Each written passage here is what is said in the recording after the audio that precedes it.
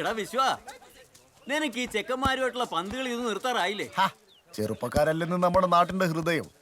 ഓറ ഹൃദയത്തിന്റെ താളെന്ന് പറഞ്ഞ വേഗതയുടെ താള. അത് ഓറ കൂടെ ഇറങ്ങി കളിച്ചാലല്ലേ മനസ്സിലാക്കാൻ പറ്റൂ. എന്നാലല്ലേ എനിക്ക് കാര്യങ്ങളെല്ലാം കൃത്യമായിട്ട് ചെയ്യാൻ പറ്റൂ. അതൊക്കെ തനിക്കറിയാടോ. അതല്ലേ ഇന്നെ നമ്മൾ ജയിപ്പിച്ചു വിടുന്നേ. ഈ തോറ്റ ഈ നാട് തന്നെ തോറ്റുകൂടോ. എന്റെ മനസ്സ് നല്ലതാന്ന് നമുക്കറിയാം. പക്ഷേങ്കില് ഈ നാടിന് പുറത്തുള്ളവർക്ക് ഈ നല്ലവനാന്ന് ആർക്കും അറിയില്ല. ഈ ഒന്ന് ചിരിക്കൂടിയില്ലല്ലോ.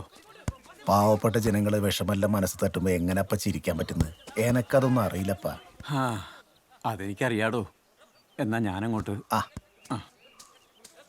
രായോ, ഞാൻ അങ്ങോട്ട് പോന്നേ.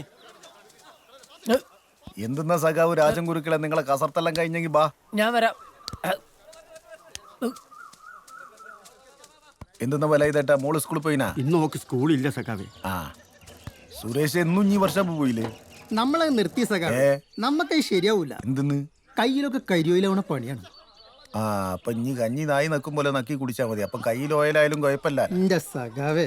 സഖാവേ, നിങ്ങളുടെ വീട്ടിൽ ആരൊക്കെയാ വന്നിക്കണ്? ഒന്നങ്ങോട്ട് കയറിപ്പോ. എന്റെ താത്ത, നിങ്ങൾ ഇമ്മാതിരി സ്വർണ്ണോട്ടുണ്ട് നടന്നാല് ഏതെങ്കിലും കള്ളന്മാര് വന്നിട്ട് നിങ്ങൾ മൊത്തമായിട്ട് കൊണ്ടുപോകും. നിങ്ങളെയും കൊണ്ടുപോകും. നമ്മുടെ വിശ്വസഖാവിന്റെ നാട്ടിലാണോ കള്ളന്മാര്? എന്നാ പിന്നെ ഞമ്മക്ക് അതൊന്ന് കാണണമല്ലോ. താത്ത, ഞാനുണ്ട് ഞാനുണ്ട് ഞാനുണ്ട്.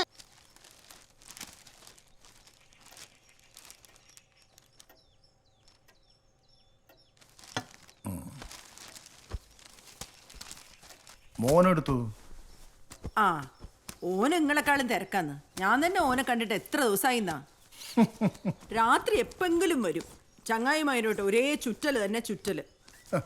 പിന്നെ ബൈക്ക് പണിച്ചു കൊടുക്കാത്ത കനത്തിലാവൻ. അല്ലടോ, ഇനി വേണ്ടതൊക്കെ ശ്രദ്ധിക്കാൻ അതും ഞാൻ തന്നെ നോക്കണോ? ഓന് പാർട്ടി കയറണമെന്ന് ഉണ്ട്. ഇതെന്താ കേറാൻ സിനിമയാ? രാഷ്ട്രീയത്തിലേക്ക് എല്ലാവരും ഇറങ്ങലല്ലോടോ. പിന്നെ ഇത് വരുന്നവർക്കും പോകുന്നവർക്കൊക്കെ കയറി താമസിക്കാൻ ലോഡ്ജൊന്നല്ല, എൻട്രൻസ് എഴുതി കയറാതെ എഞ്ചിനീയറിങ്ങും അല്ല. അവനവൻ്റെ ചുറ്റുവട്ടത്തുള്ള പ്രശ്നങ്ങളെ കണ്ണു തുറന്ന് ആത്മാർത്ഥതയോടെ കാണാൻ പഠിച്ചാൽ മതി. എവിടെ ഓനതിനുള്ള ഇൻട്രസ്റ്റ് ഒന്നും ഇല്ലടോ. ഉണ്ടേനെങ്കിലേ ഓൻ പോലും അറിയാതെ ഓൻ ഇതൊക്കെ എപ്പോഴോ തുടങ്ങിക്കഴിഞ്ഞിണ്ടാവീനി. അല്ലേലും തന്തേനോടും തള്ളേനോടും ചോദിച്ചിട്ട് ആൾക്കാർ രാഷ്ട്രീയത്തിൽ ഇറങ്ങല്. ഞാൻ തന്നെ എൻ്റെ അമ്മേനോട് ചോദിച്ചിട്ടാ പാർട്ടി പ്രവർത്തനം തുടങ്ങിയത്. നിങ്ങളെ അമ്മ വിളിച്ചിട്ടുണ്ടായിനി. ഒരു മാസമായില്ലേ അടുത്തേക്ക് പോയിട്ട്? അവിടെ പറമ്പ് കളിക്കാൻ ഒരാളെ വേണമെന്ന് പറഞ്ഞിട്ടുണ്ടായിനി. എന്നാലും കൂടി ഞാൻ അമ്മനെ കാണാൻ പോവാന്ന് വിചാരിച്ചിട്ടുണ്ടേനി. ചായ കുടിച്ചിട്ട് പോപ്പാ. എന്തെന്നത് പാൽ ചായ? കട്ടൻ ചായയും ദേശാഭിമാനി, അതിന്റെ അന്തസ്സൊന്ന് വേറെ തന്നെയാ. നിന്റെ പാഷനൊന്നും മാറ്റാൻ നിൽക്കല്ലേ. ഇതുപോലത്തെ കുഞ്ഞിക്ക് എന്റെ കുടുംബത്തിൽ രണ്ടാക്കല്ലുള്ളൂ. ഒന്നെന്റെ അമ്മക്കും ഒന്നെന്റെ പൊന്നാര മോക്കും.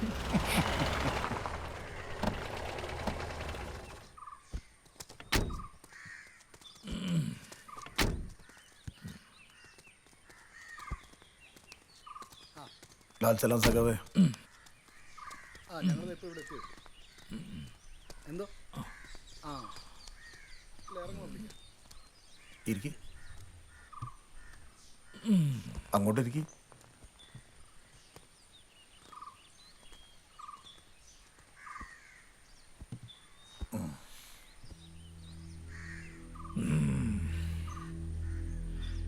കേരളത്തിലെ ജനങ്ങൾ നല്ല ഭൂരിപക്ഷത്തോടെ നമ്മളെ തെരഞ്ഞെടുത്തിരിക്കുകയാണ്. ഭരണ നേതൃത്വം സഖാവ് വിശ്വൻ ഏറ്റെടുക്കണം. വിശ്വൻ മുഖ്യമന്ത്രിയാകണം. എന്നേക്കാൾ നന്നായി പ്രവർത്തിക്കുന്ന ഒരാളെ പാർട്ടി നിർദ്ദേശിക്കണം എന്നാണ് എൻ്റെ അഭിപ്രായം. കാരണം വിശ്വനേക്കാൾ യോഗ്യനായ ഒരാൾ വേറെ ഇല്ല. ഈ വിജയിച്ചു നിൽക്കുമ്പോഴും പാർട്ടി ഏറ്റവും കൂടുതൽ വെല്ലുവിളികൾ നേരിടുന്ന സമയമാണ്. കമ്മ്യൂണിസ്റ്റ് പാർട്ടിയിൽ കമ്മ്യൂണിസ്റ്റുകാർ കുറഞ്ഞുകൊണ്ടിരിക്കുന്നത് അറിയാമല്ലോ. ചാക്ക് കെട്ടിലെ ഉരുളക്കിഴങ്ങ് പോലെ ഒന്നിച്ചു നിൽക്കുമ്പോഴും ഒരുമയില്ല. ഈ വലിയ കമ്മ്യൂണിസ്റ്റ് പാർട്ടിയിൽ ഇനി കുറച്ച് കമ്മ്യൂണിസ്റ്റുകളേ ഉള്ളൂ. അതിലൊരാൾ നീയാണ്. പലരും എൻ്റെ പേര് പറയുന്നുണ്ട്. എല്ലാവർക്കും ഇഷ്ടമാണ് താനും. പക്ഷെ അത് വേണ്ട. താനിത് ഏറ്റെടുത്തേ പറ്റൂ. ഇത് പാർട്ടി തീരുമാനമാണ്.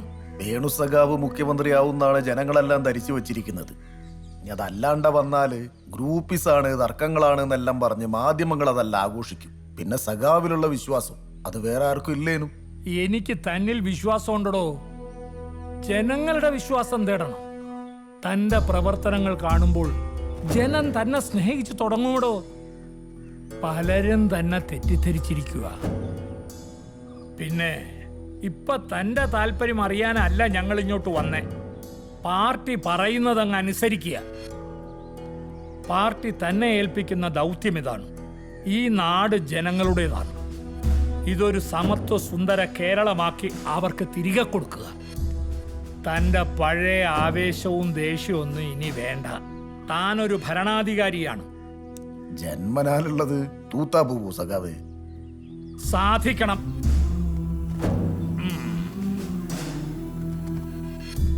ഈ നാട്ടിൽ ഏറ്റവും കൂടുതൽ ശത്രുക്കളുള്ളത് തനിക്കാണ്. തന്റെ തല ഒന്ന് താന്നാൽ പിന്നെ അത് പൊങ്ങലുണ്ടാവില്ല. അതുകൊണ്ട് ആ തല പൊങ്ങി തന്നെ നിൽക്കണം. തന്നെ സംരക്ഷിക്കാനുള്ള ബാധ്യത ഈ പാർട്ടിക്കുണ്ടോ? ആരെയൊക്കെയാ താൻ നോവിച്ചു വിട്ടതെന്ന് തനിക്ക് തന്നെ അറിയില്ല. വമ്പന്മാർ കാത്തിരിക്കുകയാണ്. ഓരെല്ലാം വരട്ടെ, ഞാൻ ഒറ്റയ്ക്ക് നേരിട്ടോളാം. നമുക്ക് കൂടുതൽ വലിയ കോട്ടകൾ തീർക്കേണ്ടതുണ്ട്. ജാതി രാഷ്ട്രീയത്തിൽ നിന്ന് ഈ രാജ്യത്തെ രക്ഷിക്കാൻ കൂടുതൽ വലിയ പ്രവർത്തനങ്ങൾ ആവശ്യമുണ്ട്. അതും കൂടുതൽ വേഗത്തിൽ. സാധാരണക്കാരനെ രക്ഷിക്കാൻ സമയമായടോ. നിയുക്ത മുഖ്യമന്ത്രി, നമ്മുടെ നാടിന്റെ അഭിമാനം ശ്രീ കണ്ണൂർ വിശ്വന് ജന്മനാടിന്റെ അഭിവാദ്യങ്ങൾ. നാടിന്റെ പൊന്നോമന പുത്രൻ സഖാവ് കണ്ണൂർ വിശ്വന് അഭിവാദ്യങ്ങൾ.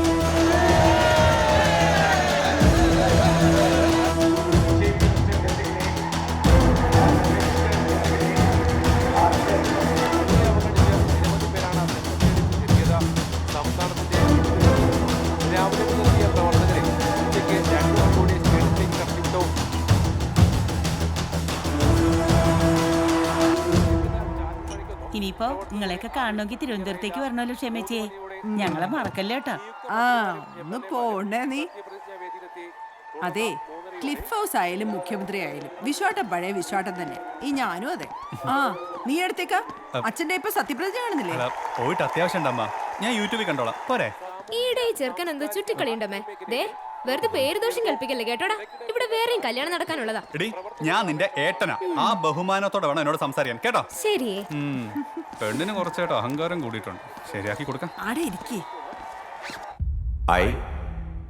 കണ്ണൂർ വിശ്വനായ ഞാൻ നിയമം വഴി സ്ഥാപിതമായ ഭാരതത്തിന്റെ ഭരണഘടനയോടും നിർവാജ്യമായ വിശ്വസ്തതയും കൂറും പുലർത്തുമെന്നും ഞാൻ ഭാരതത്തിന്റെ പരമാധികാരവും അഖണ്ഡതയും നിലനിർത്തുമെന്നും ഞാൻ കേരള സംസ്ഥാനത്തെ ഒരു മന്ത്രി എന്ന നിലയ്ക്കുള്ള എന്റെ കർത്തവ്യങ്ങൾ ഞാൻ ഭരണഘടനയും നിയമവും അനുസരിച്ച് ഭീതിയോ പക്ഷപാതമോ രീതിയോ വിദ്വേഷമോ കൂടാതെ എല്ലാ തരത്തിലുള്ള ജനങ്ങൾക്കും നീതി ചെയ്യുമെന്നും സഗൗരവം പ്രതിജ്ഞ ചെയ്യുന്നു.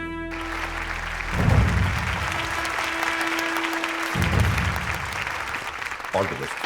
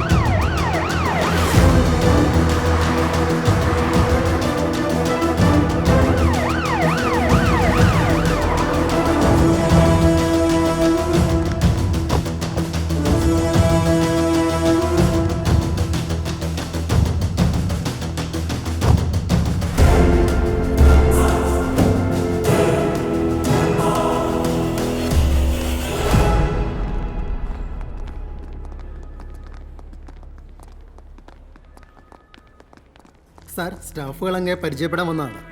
ആ പൂവും മാലയെല്ലാം വാങ്ങാൻ ഇഷ്ടം പോലെ സമയം കിടക്കല്ലേ.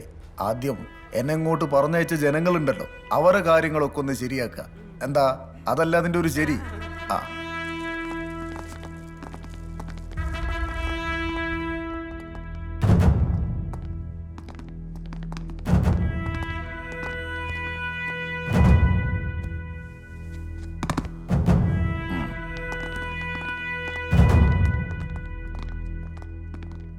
സഖാവേ, ഇന്ന് കുറേ പേർ വന്നിട്ടുണ്ട്. എത്ര പേരെ കാണാൻ പറ്റും? പറയാം. പാർട്ടിയുടെ പുതിയ മന്ദിരം ഉദ്ഘാടനം ചെയ്യാൻ വേണ്ടി ക്ഷണിക്കാൻ വേണ്ടി ആളുകൾ വന്നിട്ടുണ്ട്. ഓരിങ്ങോട്ട് വിടട്ടെ? വേണ്ട. ആടെ ഇരിക്കുന്നവരിൽ ഏറ്റവും കഷ്ടത അനുഭവിക്കുന്നത് ആര് എന്ന് നോക്കിയിട്ട് വേണം അകത്തേക്ക് കടത്തിവിടാൻ. അമ്മമാര്, പ്രായം ചെന്നവര്. ഇത് ഇന്ന് മാത്രമല്ല എന്നും. മനസ്സിലായല്ലോ?